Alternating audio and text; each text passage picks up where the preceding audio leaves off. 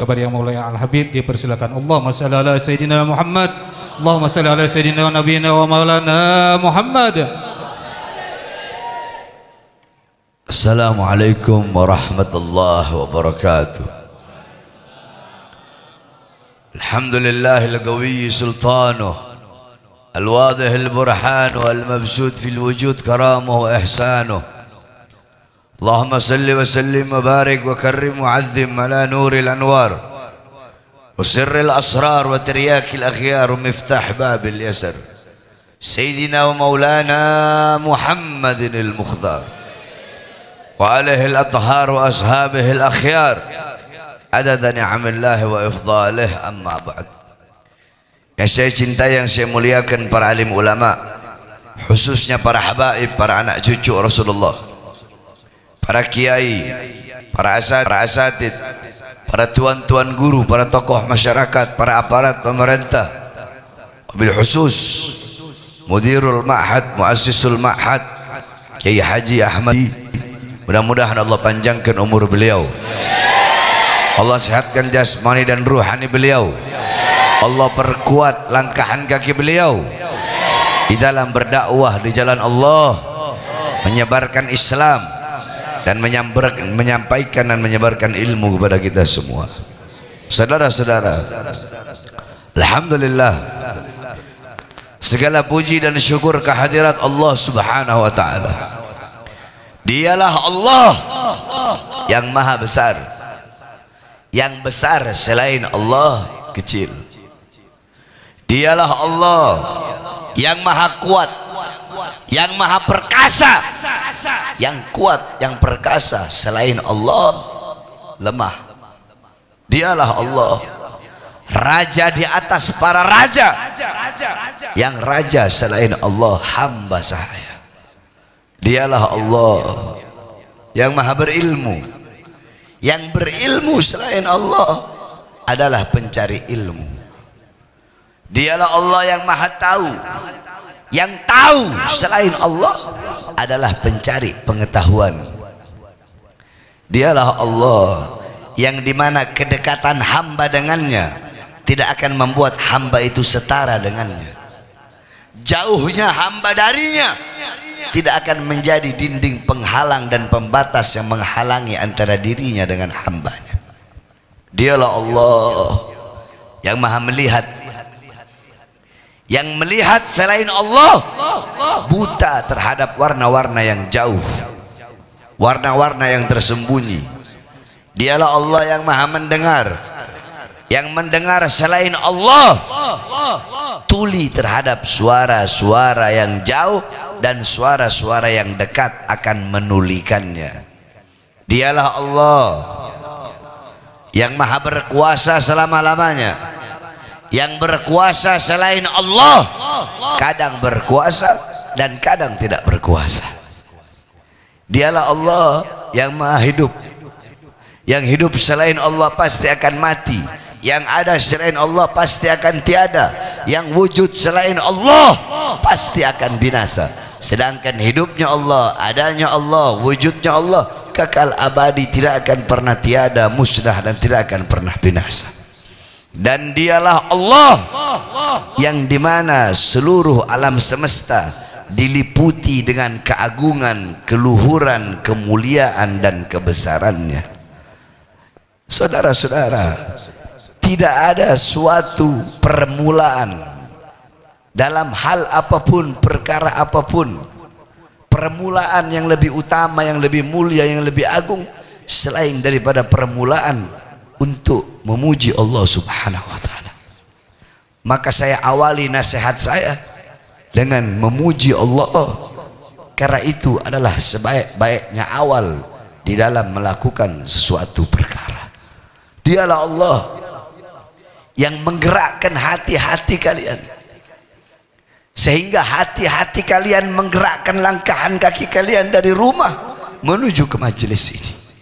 Di saat hamba-hamba yang lain di luar sana sedang sibuk dengan urusan dunianya, sibuk dengan urusan maksiatnya, lupa, lalai kepada Allah, berbuat dosa, maksiat, mungkarat, dolalat, sayyiat, mukhalafat.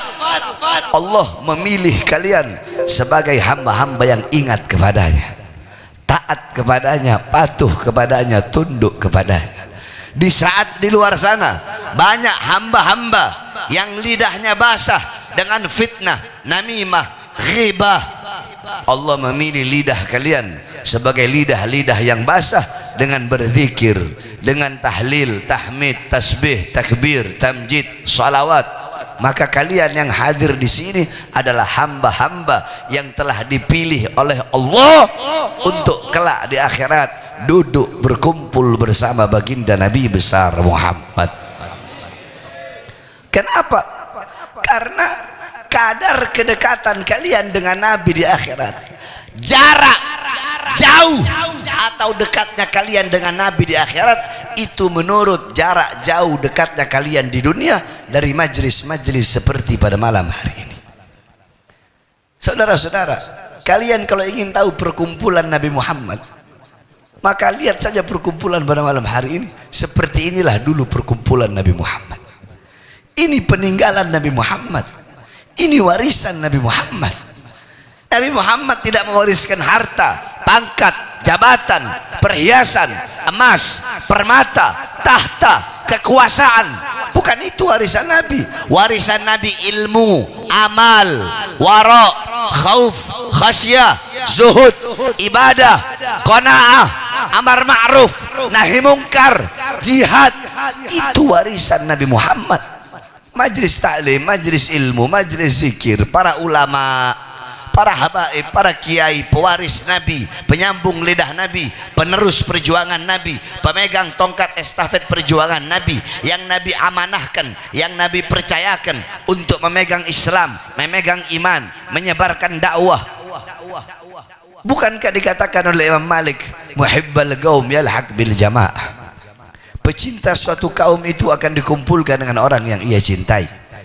Al-asah yang lebih sahih lagi, qala Rasul sallallahu alaihi wasallam, al-mar'u ma'a man ahab, seseorang akan dikumpulkan bersama orang yang ia cintai. Yang kau cintai ulama, yang kau cintai orang soleh, yang kau cintai para habaib, para kiai di dunia, kau berkumpul dengan beliau-beliau, di akhirat tidak diragukan kau pasti akan berkumpul dengan baginda Nabi besar Muhammad. Tapi kalau di dunia kau jauh dari ulama, jauh dari habaib, jauh dari para tuan guru, jauh dari para kiai, jauh dari majelis taklim, jauh dari majelis zikir, jauh dari warisan-warisan Nabi Muhammad, engkau jauh daripada memandang wajah para ulama, maka kedua matamu akan menjadi mata-mata yang celaka. Siapa mata-mata yang celaka? Mata-mata yang diharamkan oleh Allah untuk memandang wajah indah baginda Sayyidina Muhammad. Saudara-saudara, jangankan kalian masih hidup duduk berkumpul bersama ulama. Dalam kitab Al-Mawahib Al-Laduniyah diceritakan, dulu di Hadramut pemakaman Zanbal. Zanbal itu pemakaman para aulia. Di situ ada salah satu wali besar, Faqihil Muqaddam Muhammad bin Ali Ba'alawi. Beliau kakeknya Segaf Al-Idrus Al-Habsyi Al-Attas bin Syahab Al-Hamid Al-Muhdar. Kalau saya beda jalur, saya bin Smith Al-Haddad dari jalur Ammul Faqih. Beliau tajul a'immatil arifin, mahkotanya para ahli ma'rifat. Beliau qudwatul muhaqqiqin, pedoman para ahli hakikat. Beliau syaikhus syuyukhus syariah, gurunya para guru-guru syariat. Beliau dimakamkan di Zanbal. Singkat cerita, ada satu orang fasik, ada satu orang yang suka berbuat dosa. Ketika dia wafat, dia meninggal, orang masyarakat kampung tidak mau menguburkannya, tidak mau mengurus jenazahnya. Akhirnya keluarganya minta izin sama pengurus pemakaman Zanbal untuk memakamkan ini orang fasik tadi di luar tembok Zanbal, di pinggir, bukan di dalam, di pinggir, diizinkan. Singkat cerita, beberapa hari kemudian ada seorang wali besar bermimpi. Dalam mimpinya, ini orang fasik sedang diazab dan disiksa oleh malaikat. Diazab, disiksa oleh Allah. Ketika dia sedang diazab, sedang disiksa, dia menjerit, dia teriak. Tiba-tiba Faqih Muqaddam Muhammad bin Ali Ba'alawi, beliau bangun dari kuburnya, masuk ke dalam kuburnya itu orang, dan beliau berkata, sir ya mungkar wa nakir, pergi kamu wahai mungkar nakir, jangan kau siksa ini orang, kau siksa dia, kau azab dia, maka jeritan dia, teriakan dia mengganggu zikirku kepada Allah. Mungkar nakir pergi. Itu orang tidak jadi diazab, tidak jadi disiksa, hanya gara-gara kuburnya dekat dengan kubur orang-orang soleh. Dia dekat dengan orang soleh bukan hidup, matinya doang, kuburnya doang dekat dengan orang soleh, tapi dia kecipratan rahmat, kecipratan kasih sayang, diangkat segala azabnya. Maka bagaimana kalau kalian hidup, masih hidup dekat dengan orang soleh, dekat dengan ulama, dekat dengan para habaib, dan dekat dengan para kiai, saudara-saudara. Oleh karenanya wasiat saya sedikit saja, jangan pernah jauh dari ulama, jangan pernah jauh dari para habaib, jangan pernah jauh dari para kiai, cintai beliau-beliau. Saudara-saudara sekalian yang dimuliakan oleh Allah Subhanahu wa taala, dalam hadis bukankah galan Rasul sallallahu alaihi wasallam, man akrama aliman faqad akramani, man akramani faqad akramallah, man akramallah fama'wahul jannah. Siapa orang memuliakan ulama, siapa orang mengutamakan ulama, siapa orang mendahulukan ulama, mengagungkan ulama, maka sungguh, bukan fakaan nama ya, beda. Kalau fakaan nama seakan-akan, fakot, maka sungguh dia telah memuliakan aku. Ente memuliakan ulama, sungguh ente telah memuliakan Rasulullah. Faman akramani faqad akramallah. Siapa orang yang memuliakan aku, maka sungguh dia telah memuliakan Allah. Barang siapa yang memuliakan Allah, fama'wahul jannah, tempatnya surganya Allah Subhanahu wa taala. Berarti mafhum mukhalafah, pemahaman terbalik daripada itu hadis. Kalau man akrama aliman faqad akramani, berarti man ahana aliman faqad ahani. Faman ahani faqad ahallah. Faman ahallah fama'wahun nar. Kalau mafhum mukhalafahnya berarti seperti itu. Kalau siapa orang yang memuliakan ulama, maka sungguh memuliakan Nabi. Berarti siapa orang yang menghinakan ulama, maka sungguh dia telah menghinakan Nabi Muhammad. Barang siapa yang menghinakan Nabi Muhammad, dalam kitab Asy-Syifa karangan Imam Qadiyat, keluar dari Islam. Oleh karenanya jangan jauh dari ulama, jangan jauh dari orang saleh. Bihim yadfa'ullahul balaya wa yakshifur rayaya wa yakshifur razaya. Qal Imam Abdullah bin Al-Haddad, bihim yadfa'ullahul balaya wa yakshifur razaya wa yusliku la khairin wa ni'matin walaulahumu bainal anami ladukdikat jibalun wa ardun lirtikabil khati'ati. Dengan sebab keberadaan para ulama, dengan sebab keberadaan orang soleh, dengan sebab keberadaan para wali, dengan sebab keberadaan majlis-majlis taklim, majlis-majlis zikir, majlis-majlis salawat, dengan sebab itu Allah Subhanahu wa taala tolak, Allah tunda bencana.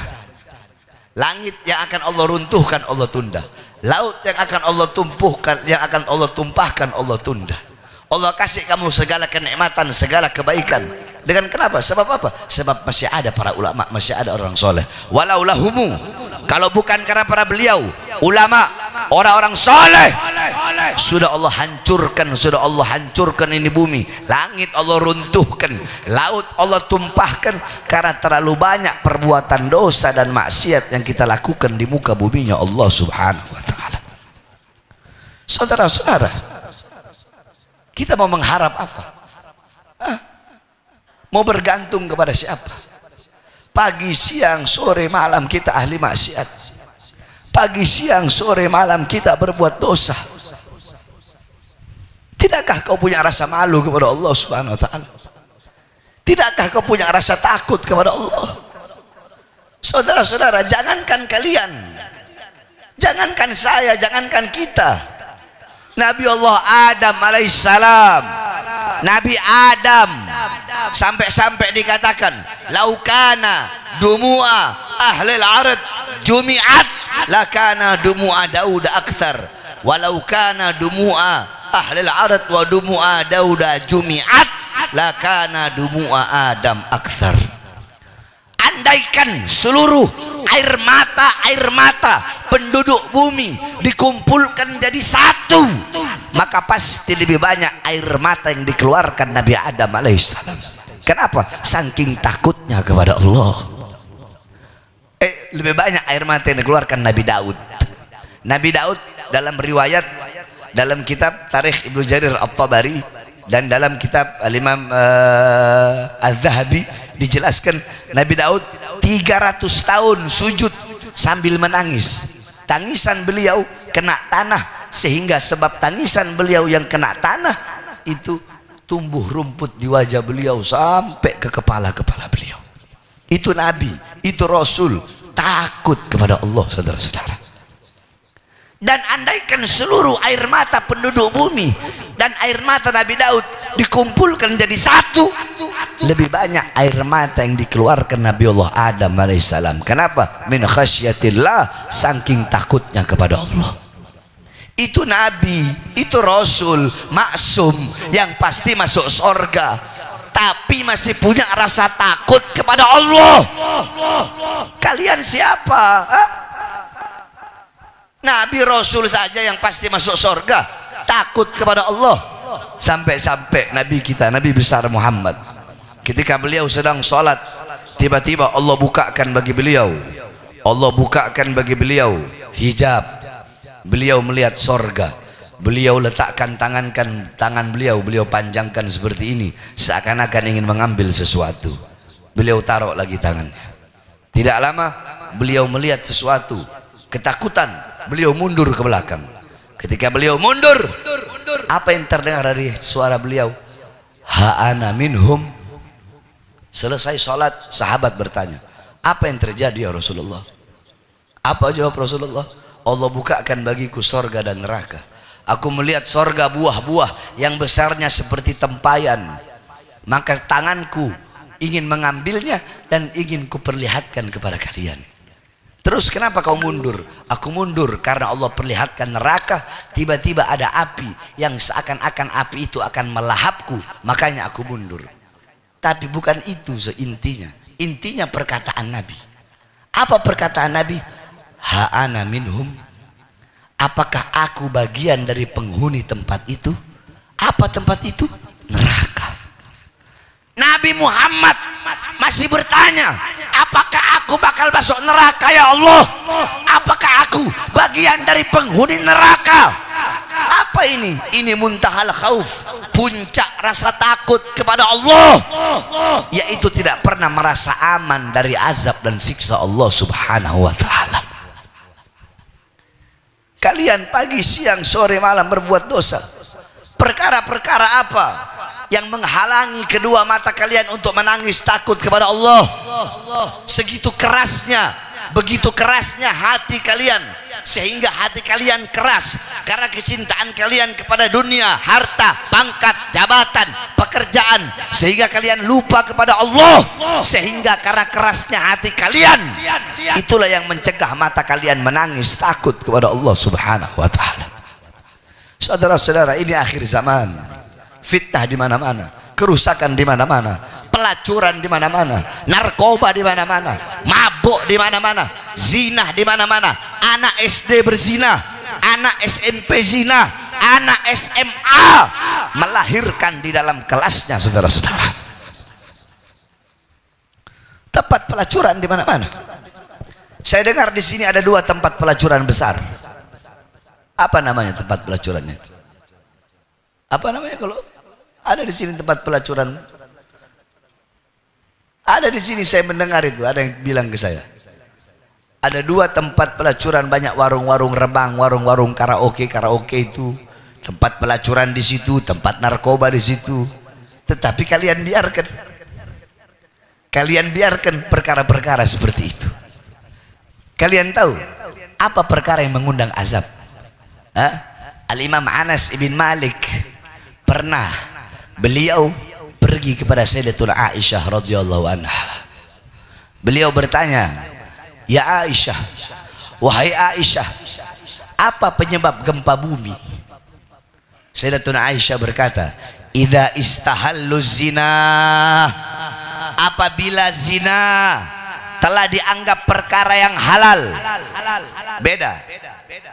Istahallu itu diambil dari kata wazan istaf'ala yastafilu istif'alan. Ya, itu ada 3, kalau santri yang belajar shorof itu ada 3 huruf tambahan. Ya, yakni bimakna tolab, terus bimakna liwijdani ala sifah. Liwijdani ala sifah, yakni menganggap, merasa sesuatu. Jadi kalau istihallu diambil dari kata halal, berarti kalau istihallu berarti menganggap halal. Jadi bukan hanya berzina, tetapi zina dianggap perkara yang halal. Zina di mana-mana, pelacuran di mana-mana. Wa istibahul khumur. Istibah diambil dari kata mubah, sama seperti tadi. Bimakna liwijdani ala sifat, menganggap. Jadi beda. Orang kalau berbuat dosa, melacur, berdosa, mabuk, kalau mereka mabuk sendiri dengan mabuk terang-terangan, itu dosanya lebih besar mabuk terang-terangan. Orang yang zina sendiri dan orang yang zina terang-terangan, itu dosanya lebih besar orang yang zina terang-terangan. Kenapa? Karena mereka tidak punya rasa malu kepada Allah dan tidak punya rasa malu kepada hamba Allah. Yang ketiga, wadarabu bil ma'azif. Musik-musik yang membuat lupa, orkes, dangdut, disco di mana-mana. Apabila 3 perkara ini telah merajalela di mana-mana, maka Allah berkata, wahai bumi, hancurkan mereka. Wahai bumi, tenggelamkan mereka. Kalau mereka bertobat, berhenti kau berguncang. Tapi kalau mereka tidak bertobat, dengan adanya teguran ini, mereka tidak bertobat, mereka tetap bermaksiat, tetap berbuat dosa, tenggelamkan mereka sampai mereka hancur binasa. Makanya wasiat saya, saudara-saudara, di sini banyak para tuan guru. Kalau ada tempat-tempat maksiat, itu yang mengundang azab, itu yang mengundang bala, mengundang siksa. Tidakkah kau lihat Lombok, kota 1000 masjid, tiap 100 meter masjid, 100 meter masjid. Tapi kenapa Lombok diberi musibah, diberi tsunami? Kenapa? Kamu tidak tahu di Lombok berapa banyak bule-bule yang melacur di pinggir jalan, bule-bule yang mempertontonkan auratnya, yang narkoba di pinggir jalan, yang mabok-mabokan. Karena segelintir orang yang berbuat dosa, yang berbuat maksiat, ketika Allah turunkan bala, Allah turunkan bencana, semua bahkan yang tidak berdosa ikut kena, saudara-saudara. Makanya saya sampaikan, tadi saya dengar ada 2 tempat pelacuran besar di sini. Saya tanya semua masyarakat di sini, ya, itu tempat-tempat seperti itu mau dibiarkan atau mau ditutup? Jawab yang keras, dibiarkan apa ditutup? Dibiarkan apa ditutup? Dibiarkan apa ditutup? Dibiarkan apa ditutup? Ingin menyenangkan hati Rasulullah, ingin menyenangkan hati Rasulullah, tutup tempat-tempat seperti itu. Saudara-saudara, kami ini sudah merasakan segala macam jenis perjuangan. Kalian apa yang telah kalian korbankan? Apa yang telah kalian perjuangkan? Pernahkah tangan kalian diborgol, perut kalian diborgol, kaki kalian diborgol? Pernahkah kalian berada dalam sel yang cuma 1 meter, panjangnya 2 meter? Pernahkah kalian ketika di tol mobil kalian ditembak percobaan pembunuhan? Pernahkah kalian coba untuk diracun berkali-kali? Pernah? Lihat bagaimana perjuangan Habib Rizik di masa tuanya, di masa tua organisasinya dibubarkan, 6 laskarnya, 6 pengawalnya, 6 muridnya dibunuh, dibantai dengan keji, ditembak sampai nyawa jadi taruhan. Saya 9 kali masuk penjara. 2009 saya masuk karena saya menghancurkan diskotik, tempat pelacuran dan tempat narkoba. 2010 saya masuk. Kenapa? Karena kasus Mbah Priuk, kerusuhan Mbah Priuk. 2011 saya masuk lagi, kasus Ahmadiyah. 2012 saya masuk, kasus Demos, diskotik saya hancurkan. 2018 saya masuk, kasus Habib palsu. 2020 saya masuk lagi. 2020 saya bebas, baru bebas siang, malam ceramah, besoknya udah ditahan lagi. Baru 2 hari, dibawa ke Nusa Kambangan, saudara-saudara. Diborgol tangan saya, perut saya, kaki saya. Cukup sampai di situ? Tidak. 2021 saya bebas, belum sampai 1 bulan udah ditahan lagi karena saya membela 6 laskar yang wafat tersebut. Terus saya tanya, jawab semua yang keras. Saya, Habib Rizik, Habib Hanif, kami para habaib yang berjuang, kami berkali-kali di penjara, kami berkali-kali ada upaya percobaan pembunuhan, ditembak, diracun, ada upaya-upaya seperti itu. Sampai-sampai kami diborgol, dipertontonkan, ini loh anak cucu Rasulullah ngelawan kami borgol. Ini loh anak cucu Rasulullah ngelawan kami penjara. Pertanyaannya, apakah kami penjahat? Jawab, kami penjahat. Bandar narkoba, bandar judi, jual aset negara, maling uang rakyat, nyolong uang rakyat. Terus kenapa kami berusaha dibungkam? Kenapa kami berusaha berkali-kali ingin dibunuh, saudara-saudara, berkali-kali di penjara? Satu jawabannya, karena di dalam tubuh kami mengalir darah suci Rasulullah, dalam tubuh kami mengalir darah keberanian, darah pejuang, darah Imam Ali, darah Imam Hussein. Kami tidak bisa dibeli, kami tidak bisa disuap, kami berkali-kali dibungkam, dihina, dicaci, dimaki, bahkan dibunuh. Itu warisan dari kakek-kakek kami. Kenapa mereka penjarakan kami? Kenapa mereka ingin membunuh kami, ingin memenjarakan kami? Satu jawabannya, karena kami yang berada di barisan paling depan membela bangsa, membela rakyat Indonesia, tidak akan berhenti sampai mati, tidak akan mundur walaupun harus hancur, saudara-saudara.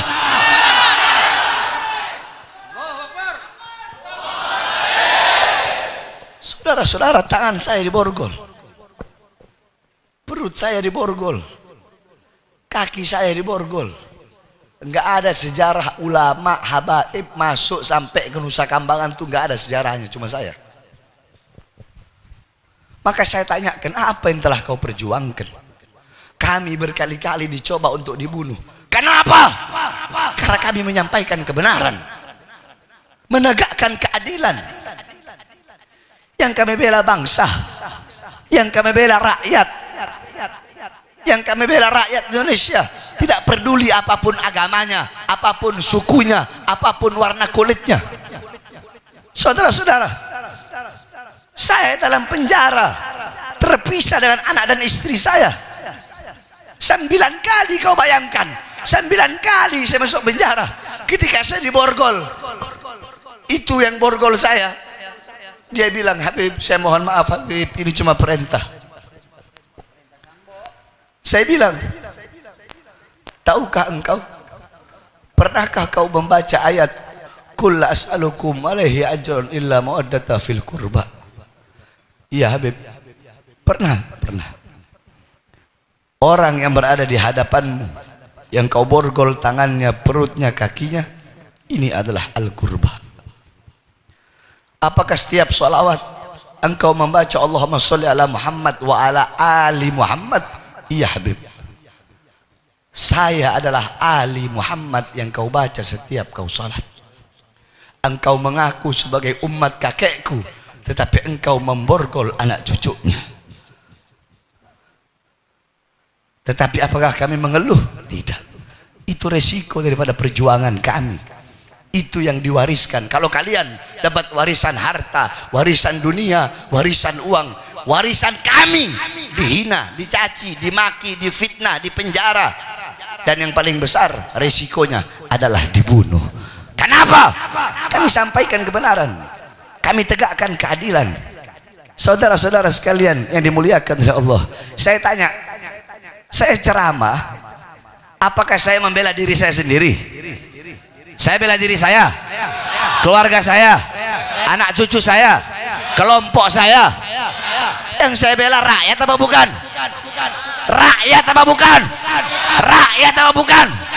Yang saya bela rakyat, rakyat yang susah, rakyat yang kecil, rakyat yang kelaparan, rakyat yang menderita, rakyat yang ditipu, rakyat yang dibohongi.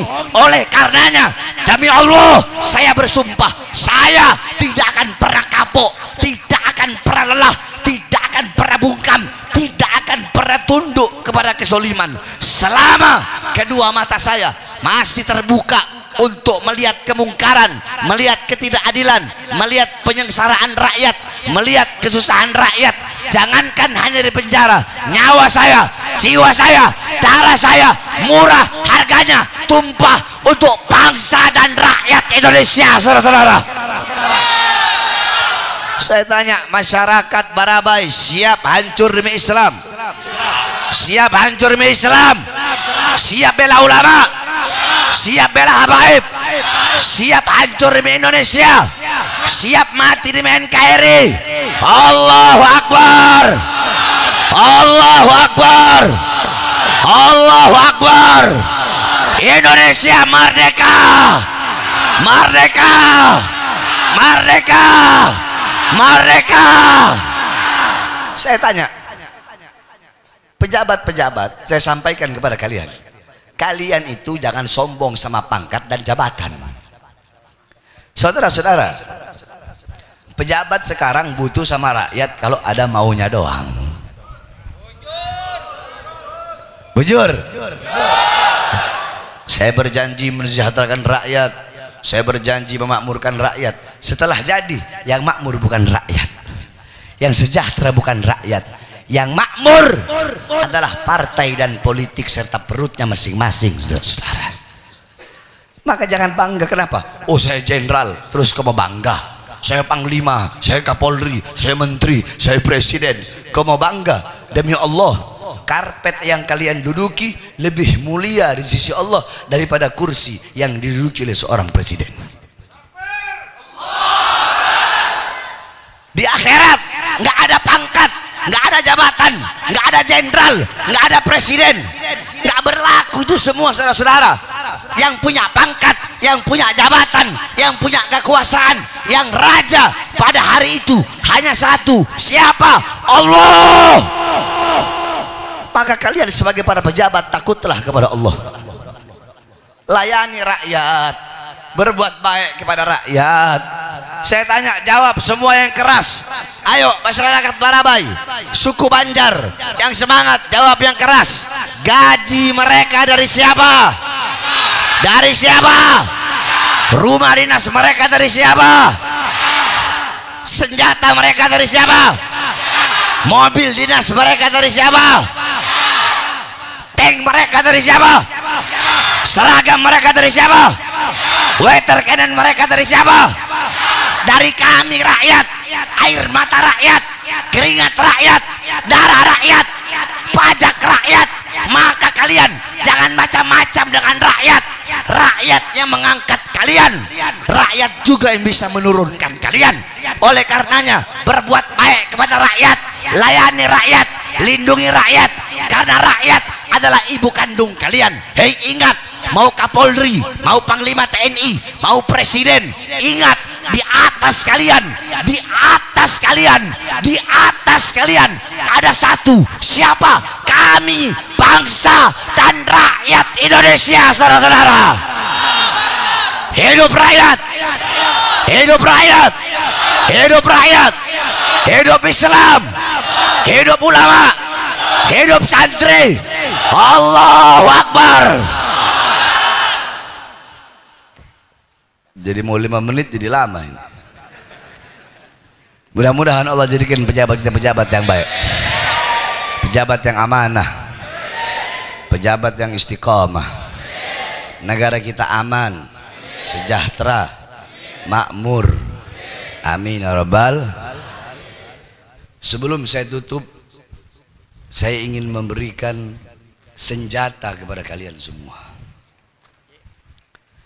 Saudara-saudara, senjatanya santri itu, senjatanya santri itu adalah wirid. Paham? Amalkan, apalin, amalin. Ba'da maghrib baca rotib al-haddad, ba'da isya baca rotib al-attas, sebelum subuh baca doa fajar, habis subuh baca wirdul latif, sebelum duhur baca futuhatul arsyiyah, ba'da duhur baca mafatihus sa'adah, hizib nawawi, hizib khafi, wirid sakron, doa fagil mugaddam. Sebelum asar baca wirdul kabir, wirdul shaghir karangan Syekh Abu Bakar bin Salim. Ba'da asar baca hizib bahar, hizib nasor, Syekh Abil Hasan Asyadili. Sebelum maghrib wirdul latif, ba'da maghrib rotib haddad. Begitu terus tiap hari. Inti amalkan begitu, insya Allah selamat dunia akhirat. Rezeki yang datang ke inti. Faham? Malam Selasa inti baca maulid, malam Rabu baca hadroba saudan, malam Kamis baca burdah, malam Jumat baca jaliyatul qadar sama yasin 40 kali. Baru 40 kali. Bagaimana Habib Abu Bakar bin Abdullah Al-Attas? Habib Abu Bakar bin Abdullah Al-Attas 1 kali duduk baca yasin 90.000 kali. Malam Minggu, malam Senin baca Dalailul Khairat. Insya Allah amalkan itu. Saya ijazahkan, inti jawab gobil tuh. Terakhir sebelum saya tutup, saya sedang bangun pondok pesantren. Pesantren saya gratis. 1 tahun udah bisa baca kitab kuning. 4 tahun sampai kitab Minhaj Imam Nawawi, fikihnya. 5 tahun udah kitab Ar-Risalah Ibn Mukri.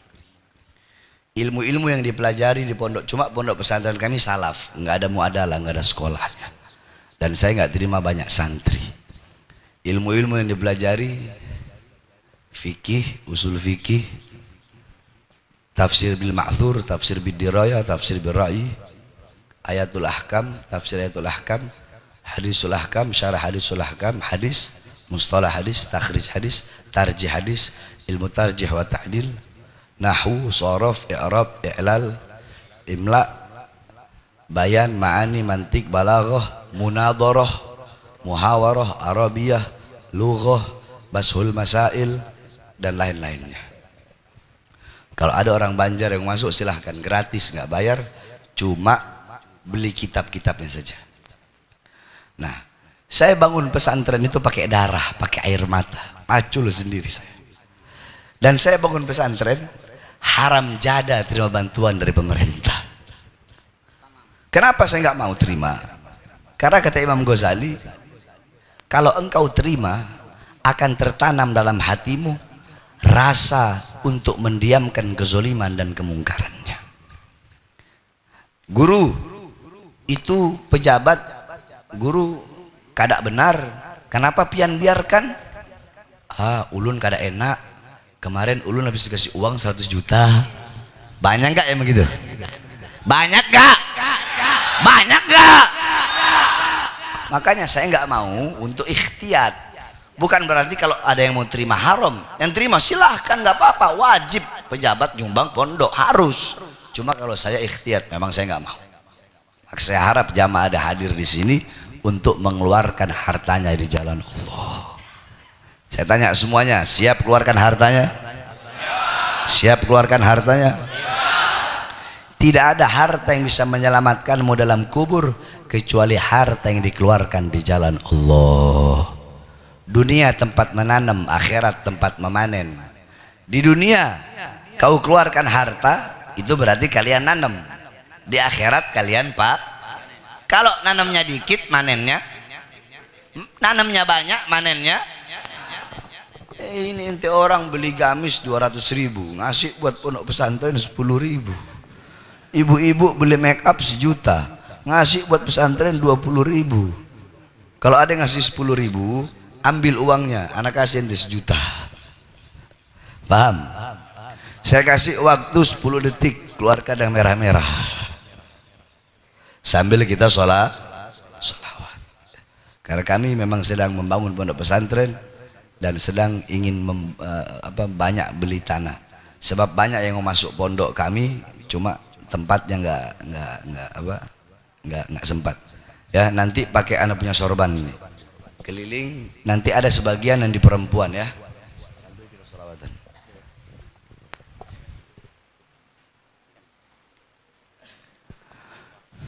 Ini masyarakat sini mars pembela Rasulullah apal nggak?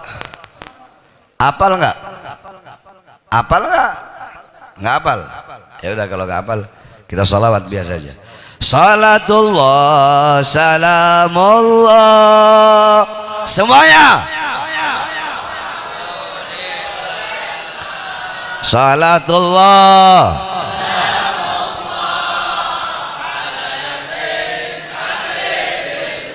Sekali lagi, salatullah.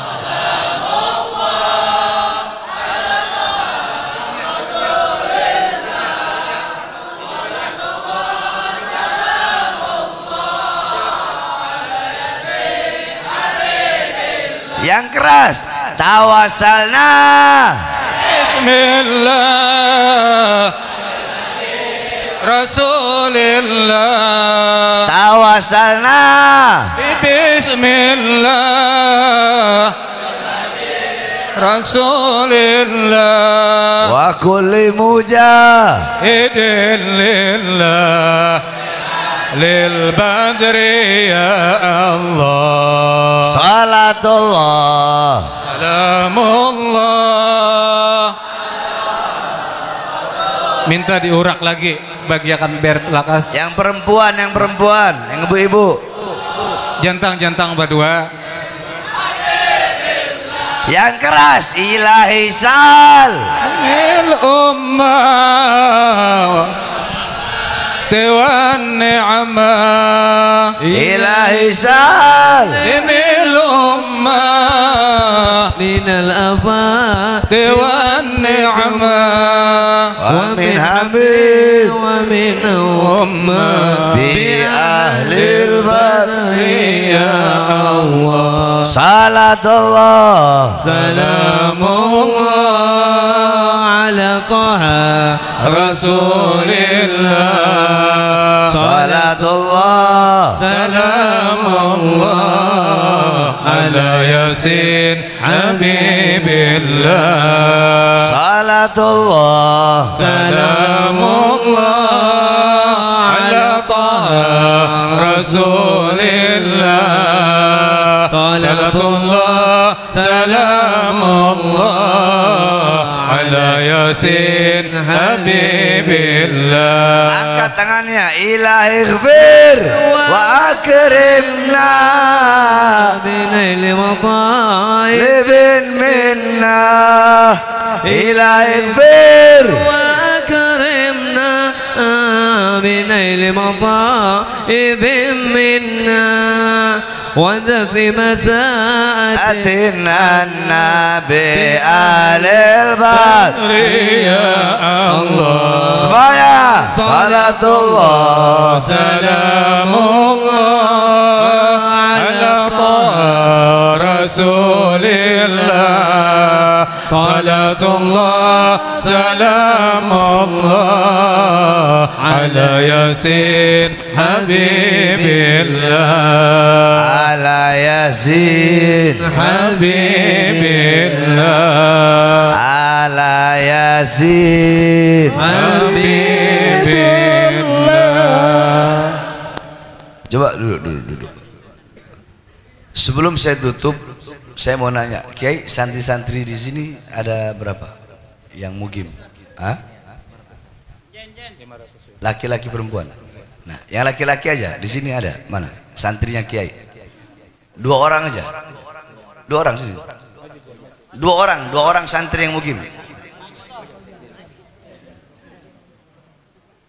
Coba ana mau lihat ente salim sama Kiai, sama guru.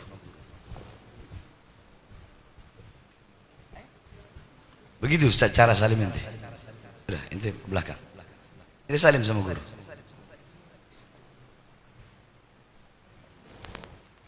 Begitu cara salim ente sama guru. Ente balik lagi ke belakang.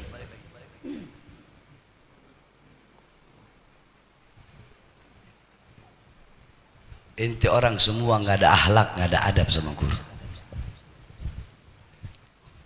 Ente mau tahu bagaimana anak didik murid-murid anak akhlak dan adab? Abu Bakar al-Idrus, gum, ta'al. Alimhum kif musafaha bisyuyukh. Ente nggak ada pusing. Biar mereka semua lihat. Ente mau lihat bagaimana harusnya murid cium tangan sama guru.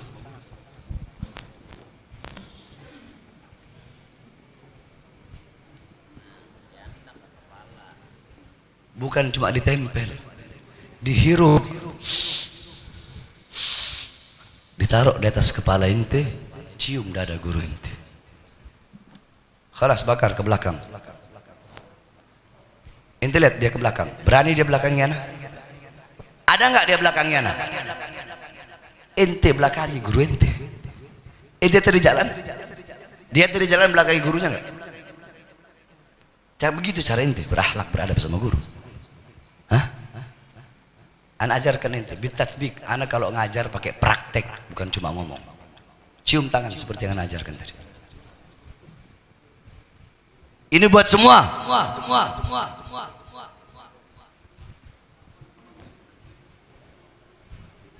Bagaimana jalan depan guru? Kalau guru ada di depan, ente mau belakangnya atau mundur? Iya gimana? Praktekin. Praktekkan.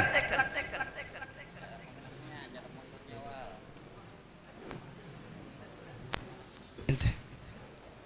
Jangan bercanda, jangan ketawa maju. Dihirup. Nah. Bagaimana cara ente jalan di hadapan guru ente? Ente lihat anda punya murid Abu Bakar al-Idrus, ini Sayyid Habib. 5 tahun mondok di tempat anak. Berani dia lihat wajah anak? Ente lihat. Lihat dia. Berani nggak dia nantap wajah anak? Berani apa enggak? Jawab. Murid itu, ya. Kalau ngelihat guru, kalau ente orang lagi pada duduk, guru datang langsung berdiri, nunduk begitu. Selama mata ente masih ngelihat guru, maka selama itu jangan pernah ente duduk, walaupun guru ente gak ngelihat ente. Banyak kalau anda mau ajarin akhlak adab santri kepada guru, tapi itu saja intinya. Amalkan. Lau kana fil ilm min dunil khuluq syarafun lakana asyrafu khalqillahi iblis. Kalau cuma modal ilmu, nggak ada akhlak, nggak ada adab, maka iblis manusia yang paling bermulia. Kalau dengan ilmu seseorang bisa jadi mulia, cuma ilmu tok tanpa akhlak, tanpa adab, maka makhluk paling mulia adalah iblis. Al ilmu bita'allum. Ilmu ente dapatkan dengan manfaat ilmu, barokah ilmu ente dapatkan dengan akhlak, adab dan khidmat kepada guru. Ente mau tahu? Kiai Khalil Bangkalan pernah naik kuda. Ketika naik kuda beliau nanya, Pak Delman, ini kudanya berasal dari mana? Oh, ini kudanya asalnya dari Bima. Turunkan saya sekarang. Kenapa Kiai? Turunkan saya. Kenapa Kiai? Saya punya guru, saya pernah berguru sama orang Bima, maka saya tidak mau naik kuda yang berasal dari daerah beliau. Sampai segitunya akhlak dan adab orang-orang terdahulu. Makanya orang dahulu itu ilmunya manfaat. Sekarang ini orang banyak belajar nggak ada manfaat. Kenapa? Karena nggak ada akhlak dan nggak ada adab. Paham? Ini sedikit, tapi insya Allah bermanfaat. Saudara-saudara, saya sebenarnya nggak bisa datang. Saya jujur, saya sebenarnya nggak bisa datang ke Banjar. Saya baru pulang dari Padang, ngisi 9 tempat. Dari Padang nyampe bandara, saya langsung ceramah 7 tempat. Habis itu besoknya acara di pondok pesantren saya, Hataman Bukhari, Jumat kemarin malam Sabtu. Malam Minggu semalam saya ceramah 8 tempat sampai subuh. Habis ceramah saya nggak langsung pulang, saya langsung ke bandara, langsung kemari. Jadi pas udah selesai acara yang ke-8 itu mikir, ya Allah saya capek, lelah, datang apa enggak. Tapi kasihan mereka umat Rasul, apalagi orang Banjar terkenal cinta sama habaib, orang Banjar terkenal cinta sama dzurriyyah Nabi. Udah, ana harus datang, ana nggak mau menyakiti hati orang Banjar. Kenapa? Karena orang Banjar terkenal adalah salah satu suku yang sangat cinta kepada anak cucu Rasulullah SAW. Makanya doakan biar anak sehat. Ente orang bisa lihat dari wajah anak. Apakah ente lihat wajah anak segar atau tampak lelah? Tapi bagi anak tidak ada kata lelah, tidak ada kata capek, tidak ada kata jauh. Untuk apa? Untuk menyebarkan agama kakek anak Rasulullah SAW. Jadi saya mohon nanti nggak usah ada yang salaman, ya, cukup melihat aja. Ya, sekian dapat saya sampaikan. Ya, Kiai terima kasih banyak. Insya Allah kita berjumpa lagi. Ya, doakan biar saya selalu sehat. Biar selalu. Tolong sorban yang bibinian di belakang teh bawa masuk. Minkum. Wassalamualaikum warahmatullahi wabarakatuh. Tolong sorban tadi yang mana bawa masuk dulu sorbannya. Tolong disiapkan mobil. Ini jamaah sudah menunggu. Sorban putih tadi mungkin ada masih yang sumbangan tadi, tolong dibawa masuk. Nah ini nah. Tolong para jamaah jangan ada bersalaman karena jamaah menunggu banyak lagi juga di tempat banyak lain. Lagi. Jadi jauh perjalanannya kurang lebih 1 jam lagi. Jadi mobil Habib bawa ke sini aja. Tolong disiapkan ini. Jadi minta maaf para jemaah dan kita ada penceramah lagi satu juga dari Jakarta insya Allah ini menunggu di belakang kita. Jadi kita tetap di majelis. Jadi Habib meneruskan perjalanan karena ditunggu lagi oleh jemaah. Yang mana jemaah kebiasaan hadir di sini juga sekarang yang menunggu di sana. Sekali lagi kita ucapkan kepada Yang Mulia Habib Bahar yang mana telah berkenan hadir di tempat ini. Oke, tolong disiapkan, sudah siapkah? Ya, siap.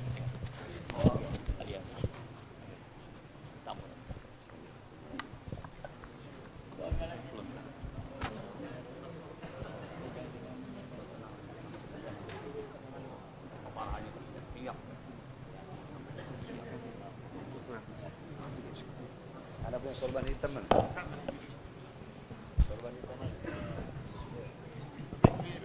Lewat mana gitu ya? Sini. Tolong sterilkan jalannya dulu biar Habib masuk. Nggih. Tolonglah, minta tolong biar sidin aman, nyaman. Nggih. Tolong. Iya. Nggih. Langsunglah.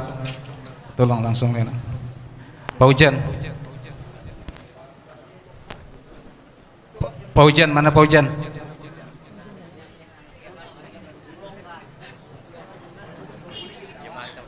Oke, jamaah untuk bisa bertahan karena masih ada lagi penceramah tamu kita satu lagi.